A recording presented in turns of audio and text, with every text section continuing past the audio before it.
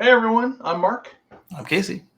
and today we're going to talk a little bit about a Tesla kit car. But Oh, before we start, let's roll that title. you're watching the Tesla Life Express.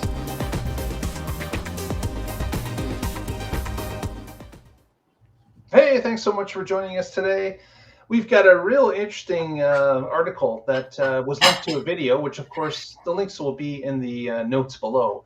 But if you want to watch the full video, but this particular video was of I guess, a kit car build of sorts, where someone has taken the Model Plaid inside of a Model S Plaid, and they've incorporated it into I guess what you'd call a Cobra Kit Car.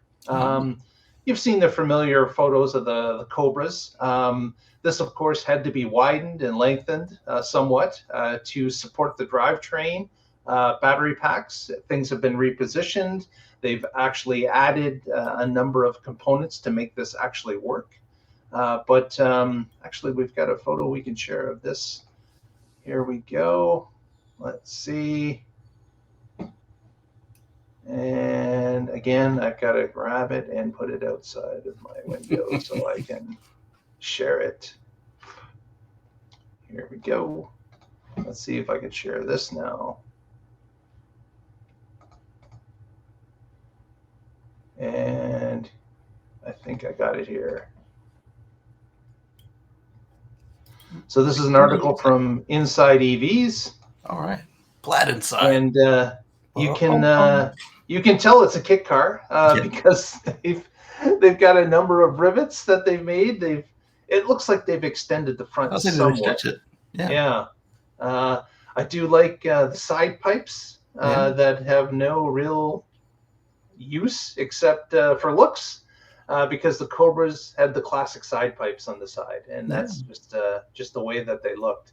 But this particular model now has over 1,000 horsepower. It has about 1,400 less pounds to carry. So it's got, as they mentioned, whiplash acceleration. Even when you're up to speed, the thing can break free when you tromp on the lightning pedal, as Casey likes to call it. Yes, it's something that is not for the faint of heart to drive at all. But the gentleman that put it in place, Dan Swadley, has been he's got a custom controller that was created to make the powertrain completely work. And as they say in the video, not only is it impressive, but it's a bit scary at the same time. Yeah, I'd be scared. So the overall car weighs as 3,300 pounds. And again, mentioned it was like a 1,400+ pound difference. And so the car itself, as a roadster, is even lighter and, of course, much faster. Yeah, to give you an idea, my Model S 90D, so the pre-refresh with the guppy mouth, the small motors on both sides, was 48 pounds. He said this one's in the 3,000 pound range. 3,300. And I imagine a Plaid is heavier than my 90D was. Yeah, so and you can see from the photo that this vehicle has slick tires, like just the drag strip tires. So you can see there's zero tread on this front one, and the back the same. And of course, it's a kit car, right? So like you can see through it in certain sections because they're progressing with the build. I don't know if they're going to make it look pretty. I have a feeling they're not, but they are going to button it up. They are going to button it up a little bit more. But look at that beefy roll cage they've got behind it as well. Probably safety-wise, it's a good idea to have with a car that's got this much unbridled power. Definitely. I mean, we saw I'm glad to see all these various Tesla-based rebuilds, because it goes with the ethos of reducing and reusing. You got a perfectly good car, why throw it away? Yep. Make it more fun. Exactly. Well, when it comes to electric rebuilds, Tesla has always been the one desired because the packs work so well with other controllers and such that and there's of course Excellent there's motors. documentation all over the place of people that have taken these kits and have added packs to different motors, or even the Tesla motor or the incomplete drivetrain in this case. Yeah. But it's something that is well documented, so it's a great go-to for those that are building these type of electric conversions. Yeah, we saw a couple of Odysseys. I think the most recent Odyssey was able to actually still use FSD.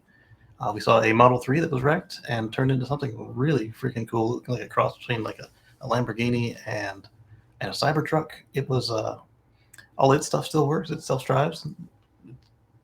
It's amazing. Yeah. I love to see the ingenuity, and for those of you that like something a little not I don't want to say cookie cutter, but something a little off the beaten path. A little you can't buy it in the stores. That's for sure. Hard to see. And I love the thing about when you're going even at 45 miles per hour, you cannot stick the wheels on the ground, even as they are slicks. Wow. So they break free from the power that this vehicle has, and of course the lighter weight that comes along with this kit car. Yeah. They were using the car needed to be stretched because of the 100 kilowatt battery pack that it was using out of that Model S Plaid. And it is using all three motors as the Plaids come with. So this is an incredible vehicle. I can't imagine the engineering that would have, on the fly engineering that had to go into place.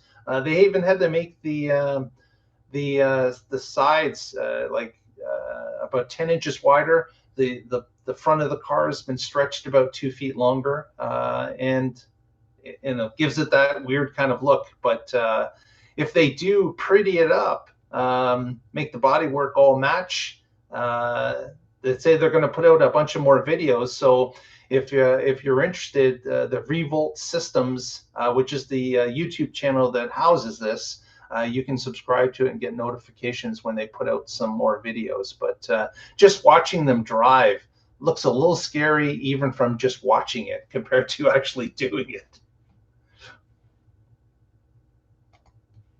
Definitely, this is gonna be fun to see them flush it out, and maybe take some of the other folks by surprise. Like if they go to one of those meetups with just like the muscle car, hoo-ha, hoo-ha, and then boom! Oh, where'd it go? Little grease lightning. Exactly. Yeah. Oh, so Moto wants to know, what's that? It's a monster car.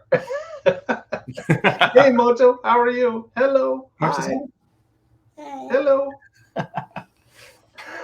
I hope you're having a good holiday.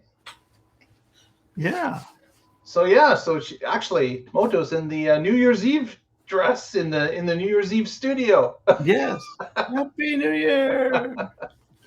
Exactly. So it's kind of interesting. These Cobra kits have been used a lot of different builds.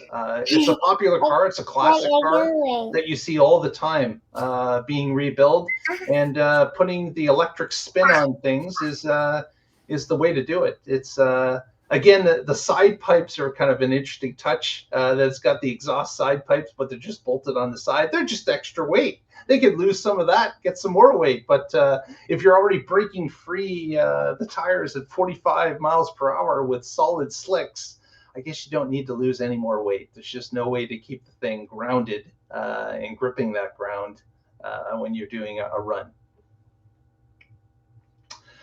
Well, I think we will wrap it today. We thank you so much for being with us. If you haven't already, please press that thumbs up. Give us a subscribe if you can.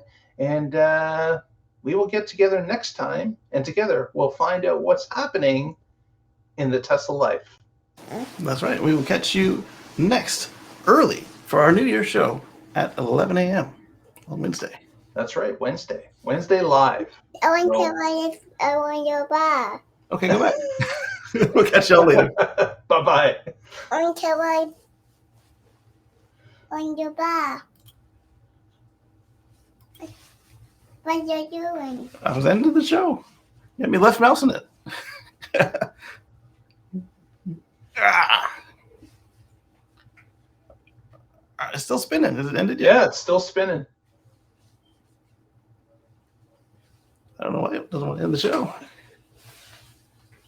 Extended after hours bonus features. Extended. We got Extended. things. Bonus feature. Yeah. Do I need to try to end it again? I'm sure I want your bike. Try it Ah, if it'll let you. if she will let me. Ah.